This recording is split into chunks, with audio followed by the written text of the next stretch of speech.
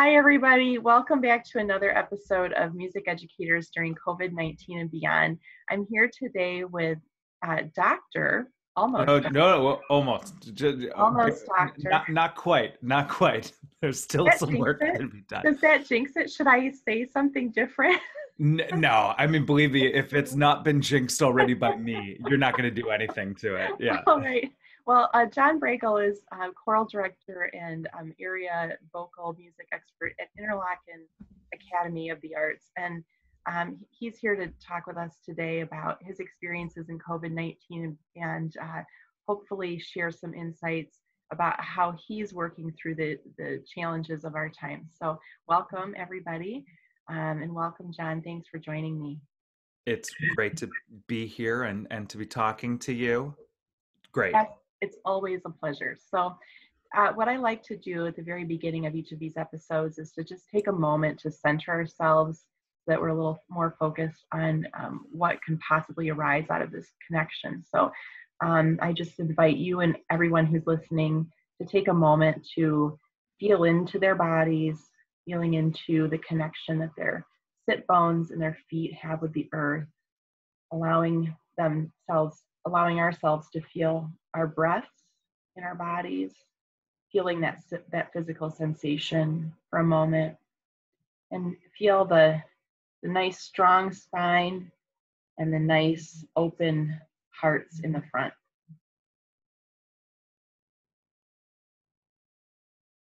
So, with that, how is it for you when you notice that you need to kind of center yourself? What are some of the ways that you go about doing that? Um, so I would say that I am somebody who is on the spectrum of like centering oneself, where my notion of centering is trying to end the day having spent as much time on this side and all the little points to the right of center as I've spent on this side and all the other points to the left of center. I am not somebody who is good at finding that center and staying in it. I'm constantly sort of realizing, "Oop, gone way too far that way." And then I'm also really guilty of going then in response way too far in the other Sure. direction. And so I think that what I've had to sort of get okay with for me is that idea of spending as much time in quiet as I spend in out loud mode. Whether it's been, um, you know, the last 4 or 5 weeks of getting back to being a live teacher, Mm-hmm. not in the screen, as well as obviously starting in March, working entirely in this format through the summer as well.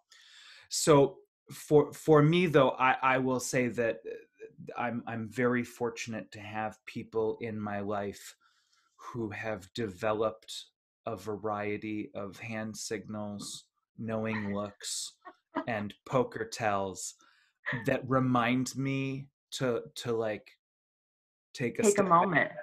and chill out. I Uh, really love that description of like this fluctuation that you've come to notice in your life because to me, like, as a coach, this idea that, oh, we should always be centered and mindful is really a fallacy. Like, it's not the reality that we live in. And that natural fluctuation is a part of all of our lives. So, thank you for just, first of all, saying that truth. Yeah, I mean, I wasn't. This might be the shortest video podcast that you've done on this series. I don't believe it's that. No, no, that's not true. I mean, I really do, and I think that it's like so many things. It's a really worthy goal, right? Like, if there is somebody out there who is just sitting on center, I mean, talk about living your best life. They're having it, but I feel like there's um, a requirement for um, like a separation from society at large. I feel like there's a requirement for separation from the outside world, from a family life or living with other people or being in a community. Hmm. Um, that must be required. I mean, I think that's why. I mean, that's why so much of the I hate saying the business because that sounds like I'm commercializing it, but I think that that's why such a large part of that is the notion of a retreat, right? The notion of getting away and separating and disconnecting yourself so that you can recalibrate, and that's I think the biggest part for me, in terms of what does that notion of centering look like.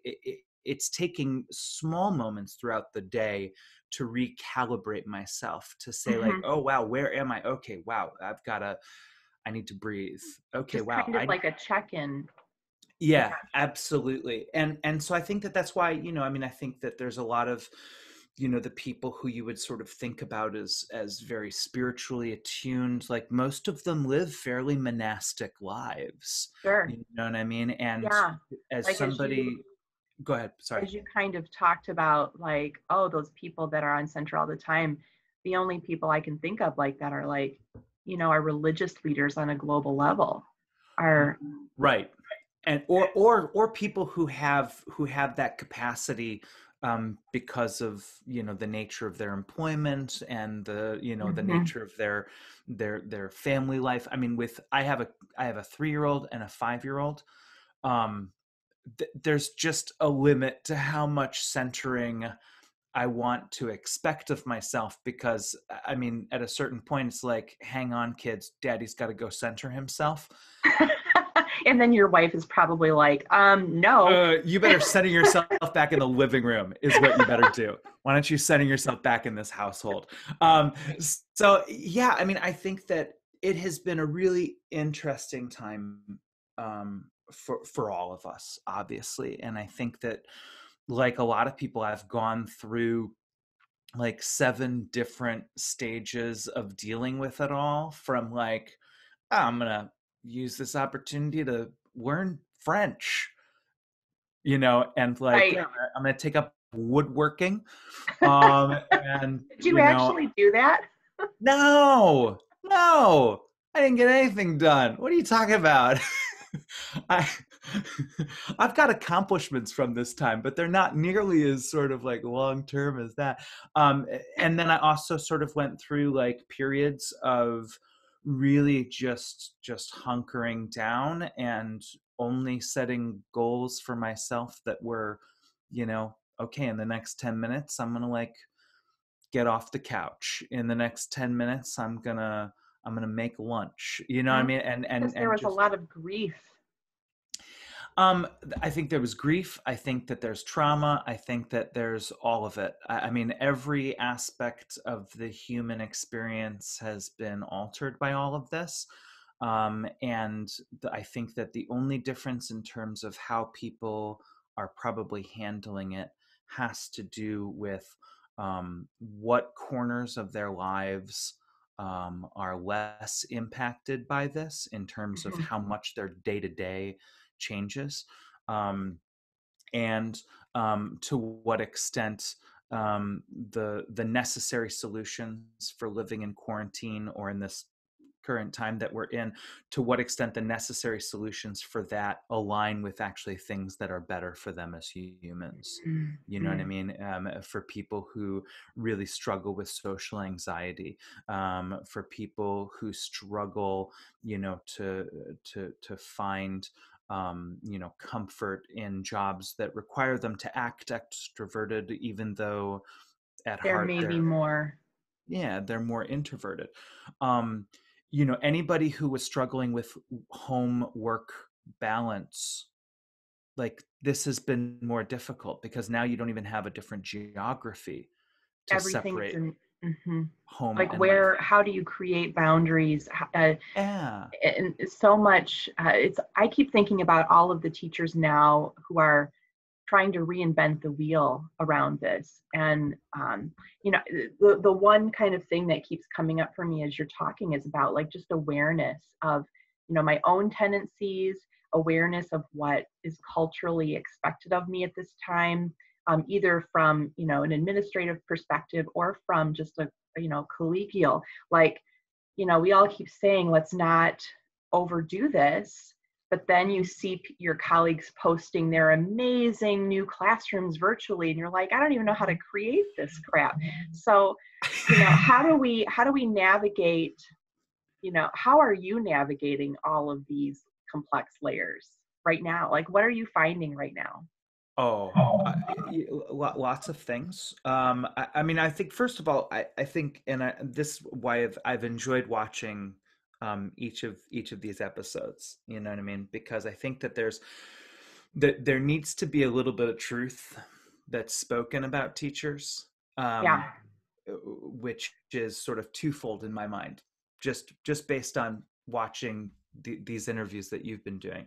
One is that there is clearly in the Venn diagram of music educators and probably educators at large, there's clearly an overlap with self-care, mental health, and wellness. Like there's a reason you're talking to a lot of people who have backgrounds as educators who have pivoted their careers into these fields.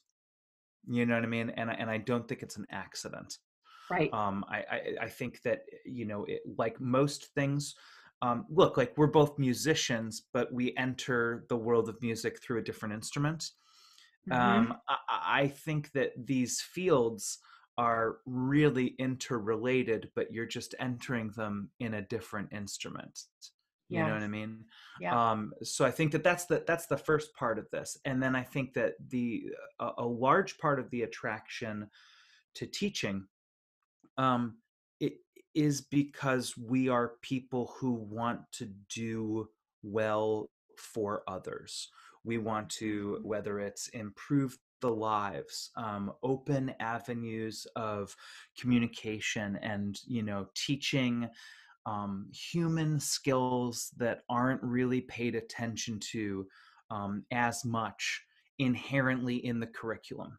I know, and I've worked with, and I continue to work with teachers who are in some of the more sort of, I hate saying core subjects, but everybody will know what I mean when I say it. Right. You know, who bring humanity into instruction in math, and who bring social learning and emotional awareness into the teaching of social studies. But for the arts, it's intertwined. We can't escape it, and none of us want to.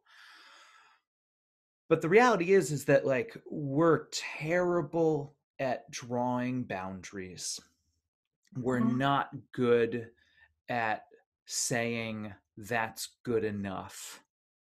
You know what I mean? Because we all entered into the arts from a standpoint of of ourselves and developing as ourselves as an artist.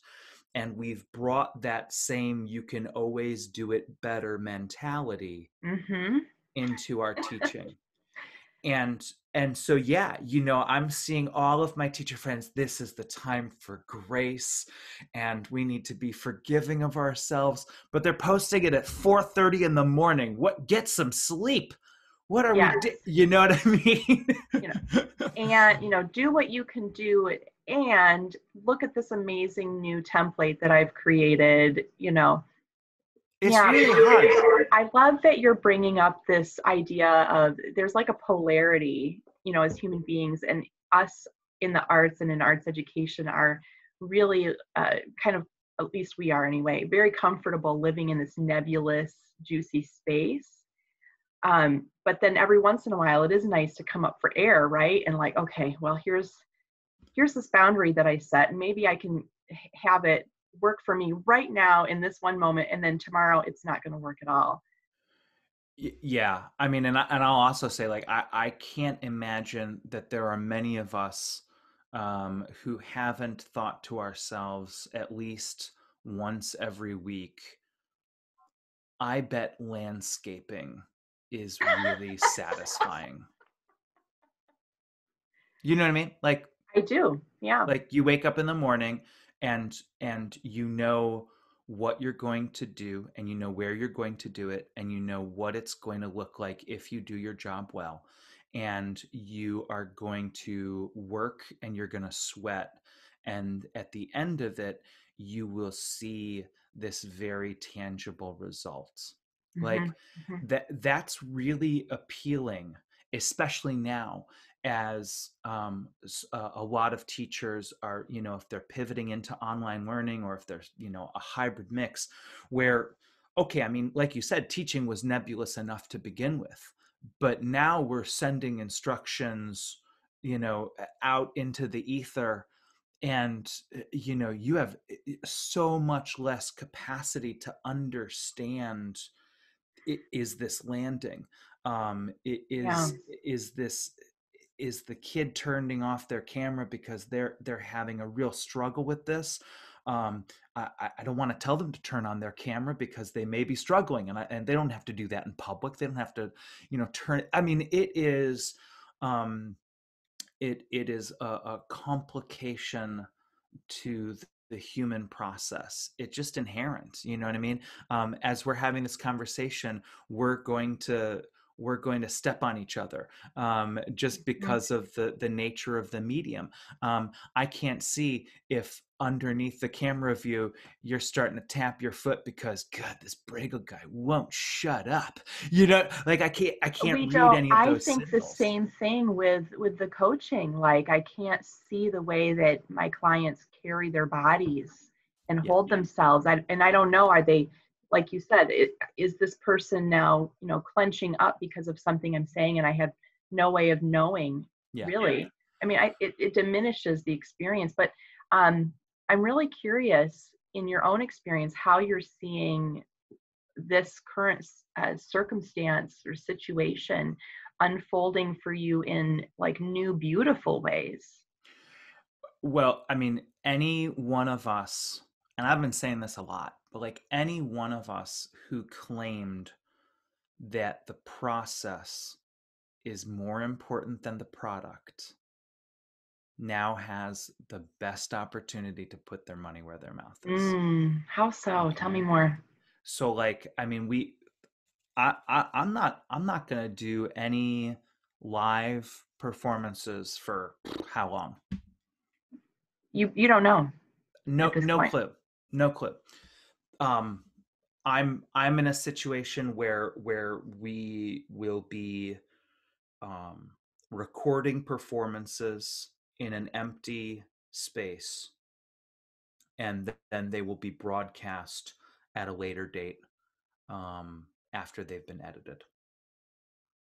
Um, So does some that, obviously that's going to restrict the number of people in the room who Yep, are performing, yep. but then it And takes out the entire element of audience and the interaction.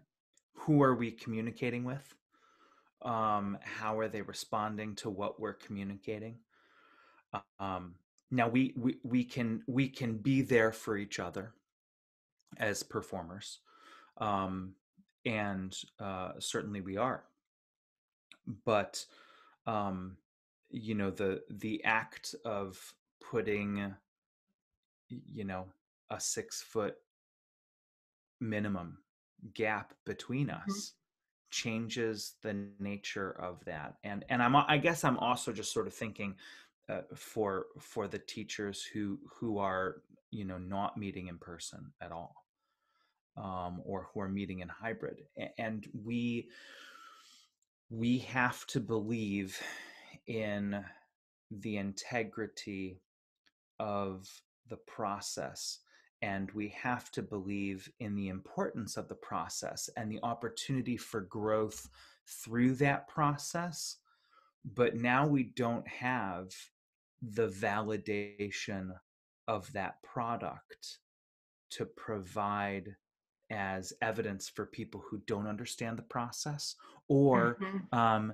as a reward for making it through the process, or you know what I mean? Like, I think most of us as teachers, we don't love the concerts nearly as much as we love that aha moment that a student Hmm. has. And I think most of us didn't begin to teach out of a desire to get to the end of the concert and turn around to the audience and take a bow, but Right. rather to sort of embrace this period of growth. Well, now that we've had these performance opportunities taken out of the equation, we really have, I think, a beautiful opportunity to focus on what really matters. Do, should a student in my choir walk away after a year of performing in an ensemble that I'm in charge of, that I'm conducting, should they walk away from that ensemble experience for a year knowing more than just the soprano two parts for a year's worth of repertoire? Hmm. And the answer is, of course, of course. Um, but now that we've removed that anxiety, because we can all have the best intentions, but we also know that, oh my gosh, a certain number of people are going to show up and watch this, or we're going to have to record this, and the Hmm. point at which process and product meet, it's really difficult for That's a delicate product. balance. Well, and I would say that most of the time it's not even a balance. I would say that most of the time product wins and process suffers. You know what I mean? Mm. I just because it's hard. It's hard. We are a performance art, and so Hmm. it's understandable. I'm not throwing shade. I'm not sipping tea, but I think that this is a beautiful opportunity for us to refocus on what it means to educate students through music, what it means to grow in our understanding of music, um, what it means to be in front of a group of people. What music are we talking about?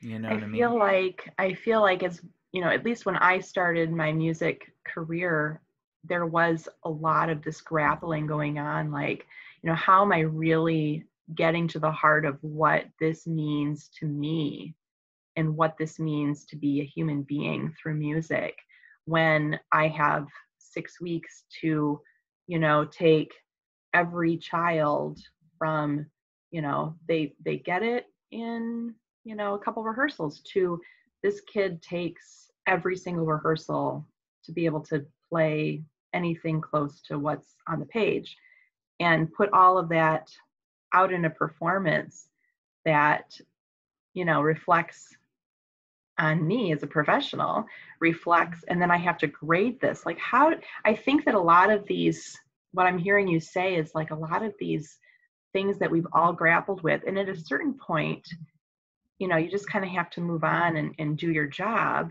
Now we're coming back full circle back to, what does this really mean? Why do I do this? Why do my students want to do this? Why are they there? Yeah. You know what I mean? Why are That's they so there? cool. Um, How are you focusing on this with your own students now? we're spending a lot of time talking about it. I mean, honestly, I think that I'm naturally suspicious of anybody who says that they've got all the answers. Hmm. um, and so to me, it's a matter of trying to ask the right questions and trying to leave space for them to ask questions. um, I'm Like I said, I mean, my situation may be unique, because we're a cloistered campus, Hmm. and our students aren't aren't going back and forth between home. It's a boarding school, so they're on campus, and they're pretty much locked down. Um, so it's an interesting situation where, um, if there is risk in the situation, I'm the one who's brought it, because I'm Because the you have one. the access. Yeah, yeah, I'm the one who goes to the grocery store, Right. once every 2 weeks. You're the Um, one who has family members going to their respective yeah, communities. exactly. So, but to go back to your question, I mean, I think that that it's really important right now to have conversations and to be really purposeful in talking about why we're doing what we're doing. Um, and I think that that statement has been guiding conversations that I've been having in my classes about injustice. And it's been guiding conversations in my classes and in my lessons about self care. And it's been guiding conversations that I've been talking about in my private studio about communication. You know, I mean, for us as singers, um, where all of my students are singing with a mask on, we are now expressive from here up, and Hmm. and we have to work in a different way in order to communicate, because otherwise, you know, I can just hit play on a really good recording and you wouldn't necessarily know that it's me. um and so I think that, you know, for all of them, you know, we're recording ourselves more, and not only are we recording ourselves more, but we're the ones doing the recordings, which means that we're the ones who are setting up the camera. We're the ones who are watching the different takes. We're Hmm. the ones who are choosing which take, or we're a part of that conversation. And then, I mean, that's a level of self observation that is way more than our students are used to. Uh, I mean, I think that the first inclination And once a new all, skill set. oh my God. Well, yeah. You know, I mean, all of us are like amateur audio engineers now, Yeah. and, you know, and video editors. But at the beginning of all of this, the sort of immediate swing was like, how can we capture the work that we've done up until this point? And so then it was, you know, this sort of flood of virtual ensembles, which, my analogy for it is sort of like when I was growing up, and if you wanted a celebrity's autograph, you would like find their address in a magazine that had celebrity addresses, like at their agent's office or something, and you would, you know, write this. Did you not do No, this? No, I'm yeah, thinking this. about like cereal box coder rings, but no. No, like there were magazines that would have like, I wanted Billy Joel's autograph. So like in the magazine was like Billy Joel's manager's office address in New York City. Can you And so write I to this wrote person? this, yeah, I wrote this letter, and I was like, and I sent like the jacket of a cassette tape of my favorite album. Like, if he Aw, could sign this, this would be so amazing. And I put stamps on it and put it in the mail. And then you just sort of like wait for an undetermined amount of time. uh-huh. And then, like, I think it was like 7 or 8 weeks later, I got not my cassette tape back in the mail, but like a headshot of him. And it was signed Billy Joel. And it was like, I didn't have an experience seeing him sign it.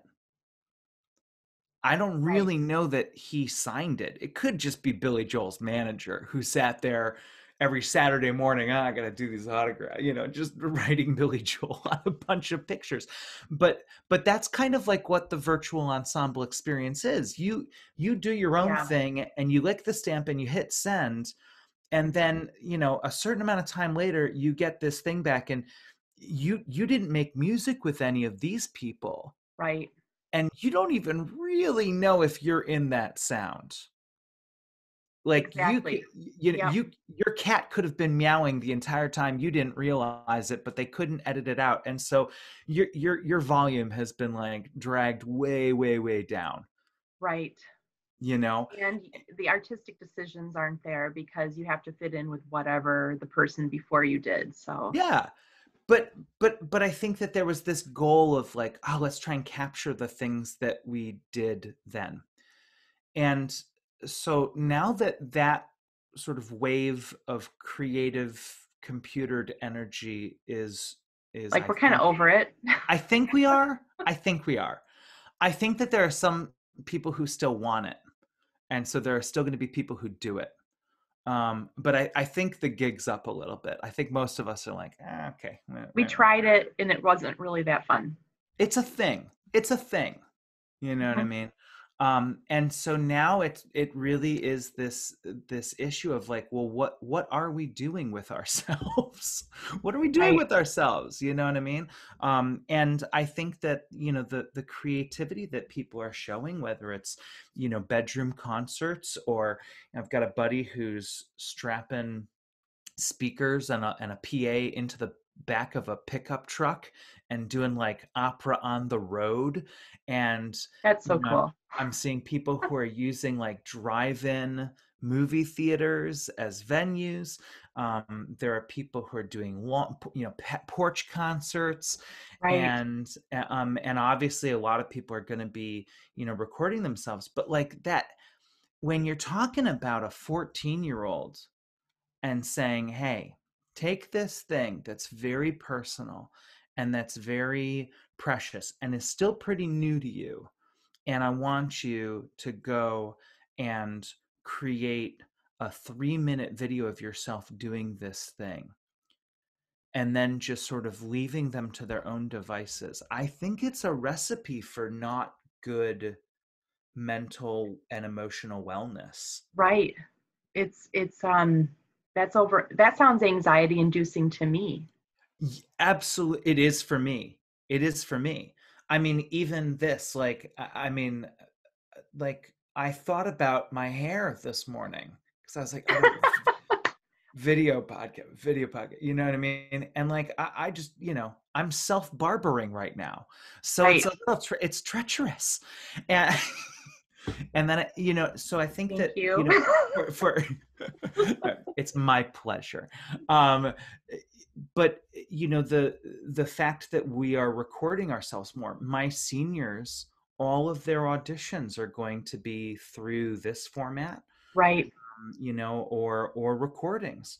And that's a whole nother skill set, to be able to, you know, not hit stop in measure 42 because you miscounted, but to keep going. Hmm. um to not do one more take because you didn't like how the B section sounded. um Or to to not do one more take out of 1,000 because you didn't like how that one note. Right, that one note. And we're not even talking about the fact that we've got to be looking at ourselves just as humans before we're musicians. You know what I mean? Like, you know, this is really difficult. I have some students who I'm saying, you know, don't even look at it. Just, you know, put a post-it note on the wall and make sure that Right. the post-it note is focused, and then go stand in front of the post-it note, and then, you know, when you're done, hit stop, don't look at it, you know, hit play, turn it over so you're only listening to yourself.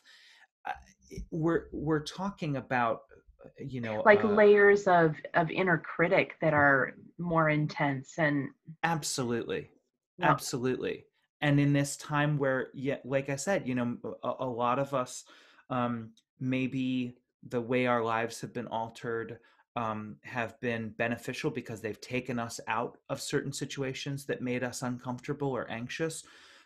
There are lots of new situations that we have to put ourselves in that can be very anxiety inducing. So I'm spending a lot of time talking about that, which is That's great. wonderful. You know what I mean? I'm into having a conversation about getting better at loving yourself and being forgiving of yourself and giving yourself permission to send me, your teacher, that recording of you where you made a mistake in measure 43, but you kept going, and that's the real success. There's so much about life that like we could learn from music making. You know what I mean? Like you just that Mm. whole notion, like performances don't stop for mistakes. You know what I mean? You keep going. You I keep I going. love that. Like we could almost make that the quote of the podcast. Like that's got to be life. You know what I Hmm. mean? um and you know the notion of like the best performances that you can make are the ones where you stop thinking about every note. You know what I mean? You stop thinking about every small moment and instead just sort of like allow it to happen, right? It becomes timeless and Yeah. individualless, and you are in this flow. That's the magic. But like if you asked 22-year-old me, you know, what's your version of happiness? What do you want to do in order to be successful, to be happy? What answers I would come up with at that age are like so not even half as great as what the Mm. world has ended up giving to me that I had no idea I would get. Right. You know what I mean? Huh. Like it, and that desire to control the moment or to create something unnaturally without listening. You know what I mean? It's that idea of like, you know, if you're in a performance and you're trying to recreate something magical that happened naturally, it's never going to You be as can't. good. It can't happen. You have to surrender and let go and allow yourself to create and to be present for a new magical moment. And that's it's a stunning analogy for life. Hmm. You know what I mean? Like, I do. Yeah. I mean, like, did you think that you would be a life coach and a wellness coach? Hell And no. like, isn't this way better than what you had in your mind that you were going to be doing? It's You, I, like, well, I mean, my God, how much time do we have? It feels like to me, I'm finally coming home to what knew when I was little. That right. I like that at a certain point I said, well, that's not valuable because the world is showing me that this is what I, can do. And I just finally said, screw that. Yeah. I'm going back to what makes me happy. I'm taking all of the energy and time that I should have been spending in the last 10 years, or that I did spend, excuse me. I'm taking all the energy that I spent applying to conferences and submitting performances for accolades and trying to build like I'm taking all of that energy and I'm putting it into how can I help you? That's fantastic. You know what I mean? And I'm taking all of the energy that I used to spend programming music and working in a way that would make me look more impressive. And I'm putting it into um, presenting repertoire that's far more representative of the students in front of me and their lives and their stories. And this has been like for me like about a 7 year journey. So this is something that for me began before all of this, but Hmm. you know this has provided this particular time, you know, has provided an opportunity. Like before, if I wanted to visit one of my friend's classes, I'd have to take a day off from work, you know, or I'd have to use my vacation time that isn't their vacation time Right. and drive down, you know, so time away from the family, you know, things like that. And now just because we're all better at this, and because there's so many people who are only doing this, like no, yeah, next Friday at 3 o'clock, I'm gonna be working with a wonderful friend of mine and their students out in California. Uh-huh. Like, Yes, I feel like this is what I saw you post about just a couple days yeah, ago. So I'm wondering if you'll share with us a little bit about what you're up to, and how people who might be interested in getting engaged with it can sh- can do that. sh- sure. So I mean, I think that you know, for me right now, um, I think that uh, anything that I can do to help um, the friends I know and the friends I haven't met yet um, move through this period of time where they're trying to, I think you said reinventing the wheel. I've been talking about building a boat in the middle of the stream. Mm. You know what I mean? Like, because I think that there's water moving all around Love us, and that. every you know We're moving. We're not standing it still. it's happening. It's happening. Like it or Um, not, life is happening. yeah, you know what I mean. And so I just I realize that I'm pretty fortunate where I have a strange schedule in terms of when I start and when I'm done as a teacher. And so I've got this time that I have available. And um, Hmm. there's a lot of different things that I can do with it. But if I can zoom into your all Zoom classroom and you know bring a 20 or 30-minute lesson that's gonna help your students grow, work on something new, learn something. I sort of give everybody the same spiel that I gave anytime I visited anybody's classroom. It's going to be, I'm going to say the same thing that you've been saying for 17 years and that you've been telling this particular group of kids for like 17 class days. I'm going to say the same thing, but in a mildly different way. And they're going to pretend as though they've never heard it before. Right? But I know that you've been talking about this the whole time. You know what I mean? Like, and that's why, I think that, bringing in guests to your class is such a valuable part, um, because of just the fact that like somebody else saying the same thing in a slightly different way activates that for those kids. And as long as we can all sort of like remember and give each other grace and say that like every single person who I visit could easily walk into my class and have the same exact thing happen. This isn't because I'm a more amazing it's just a question of whether or not we can like keep ourselves calm and not get anxious, and begin to fill our bodies with self-doubt.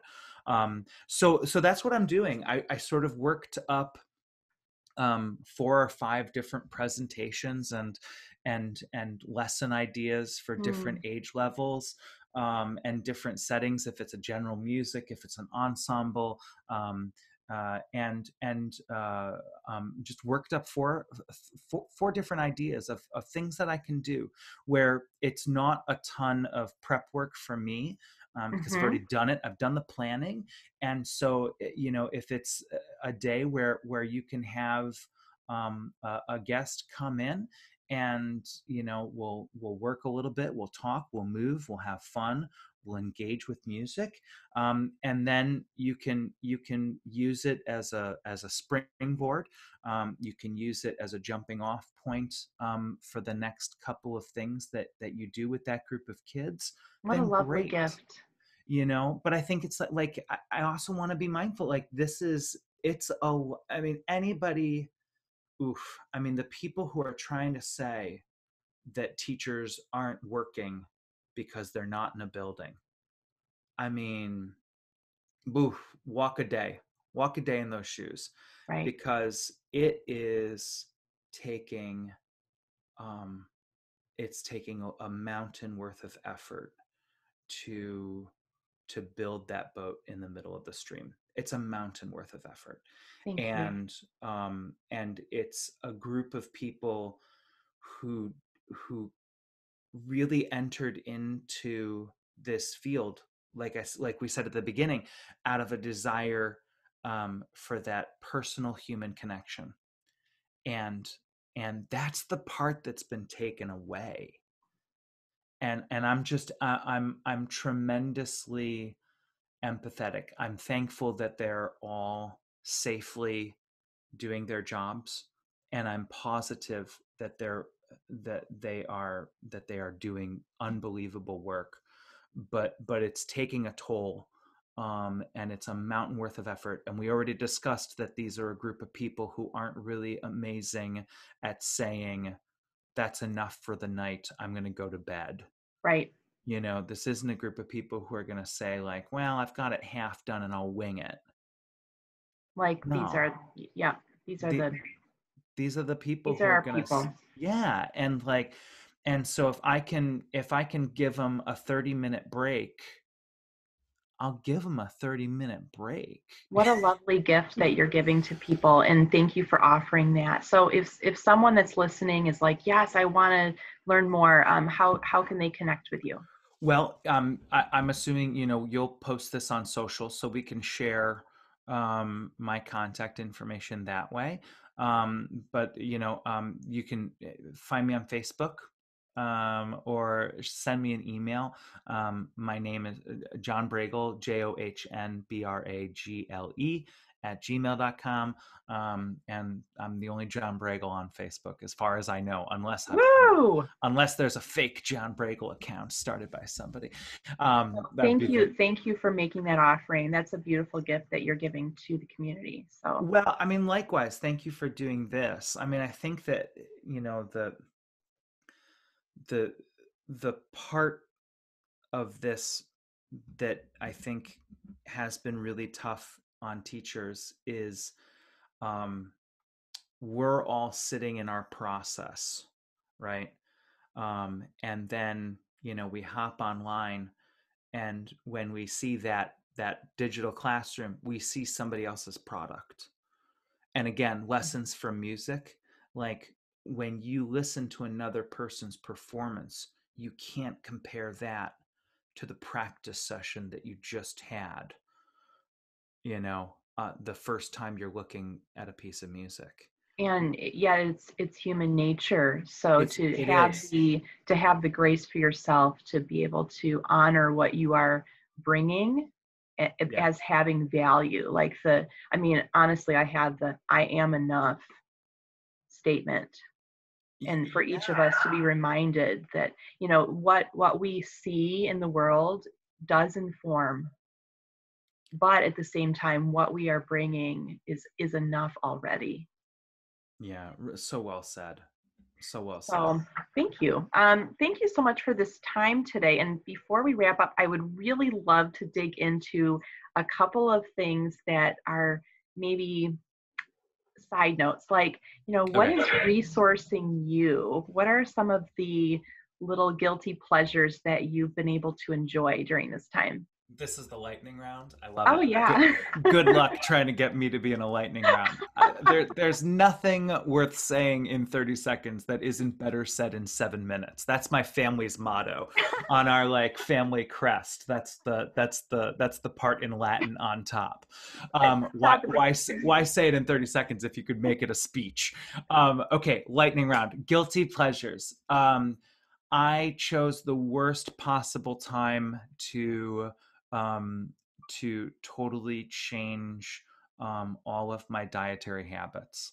Oh Uh, my goodness. yeah, so in January of this year, I made a massive shift, really with the intention of like starting to take better care of myself. Good for you. Yeah, it's been great. But one of the things that I realized is that my primary coping strategy was eating.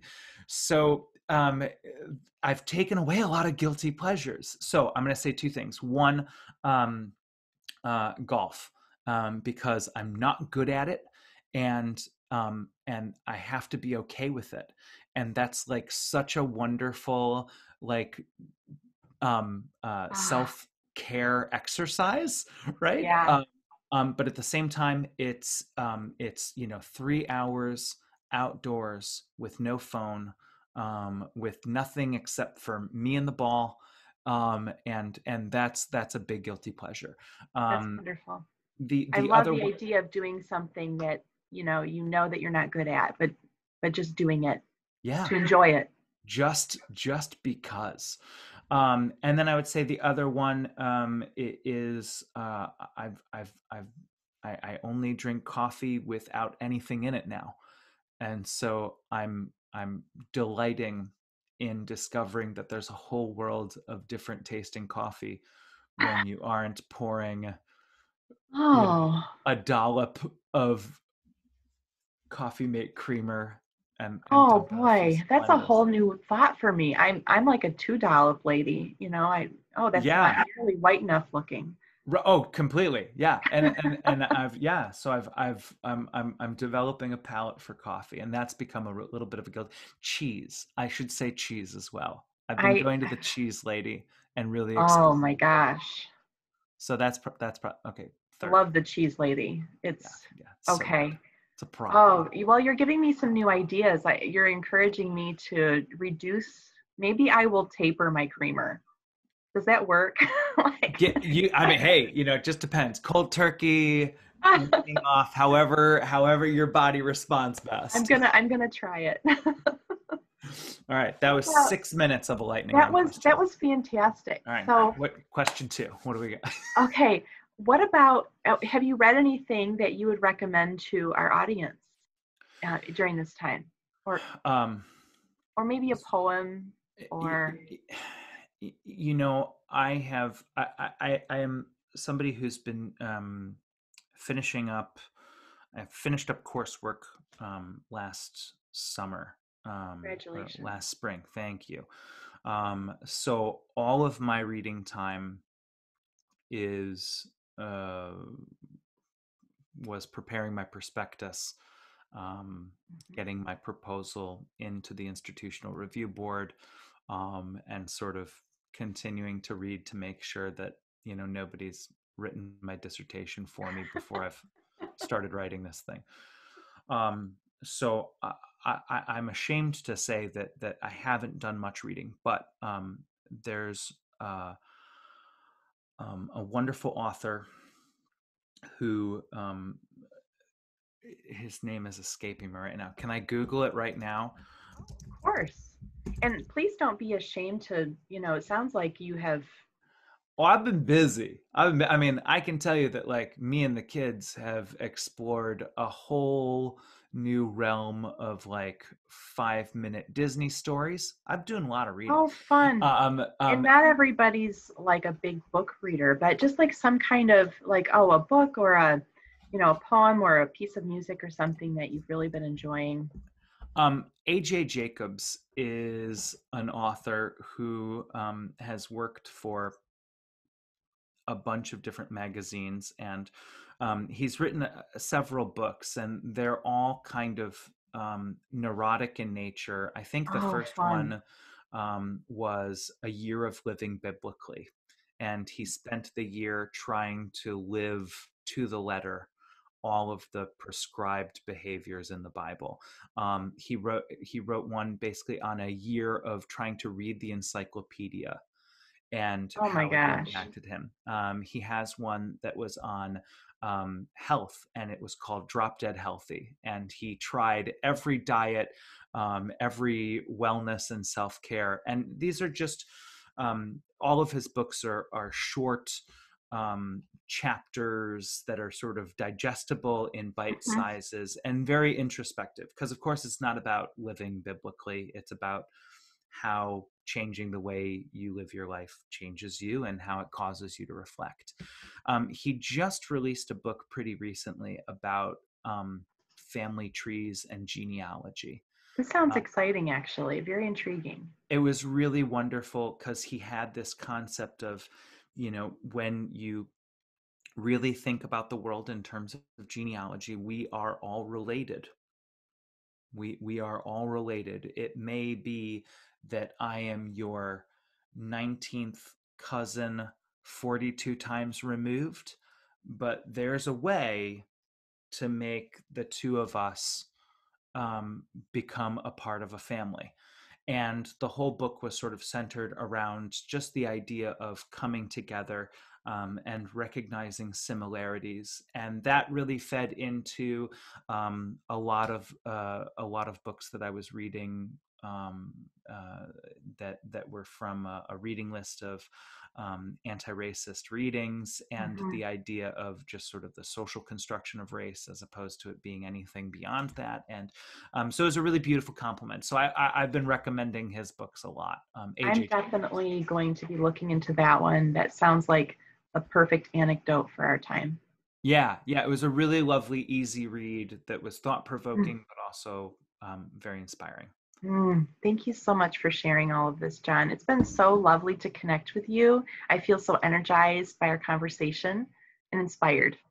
Thank you. I really appreciate that. And like I said, I've watched each of these, and I just think that Oh, it's a really beautiful thing that you're putting out into the world at a time where we all need to be just like a little bit more honest about the struggles and thank the you. warts on it all, and to be able to do it in a really supportive space is a credit to you. So Thank thank you. you.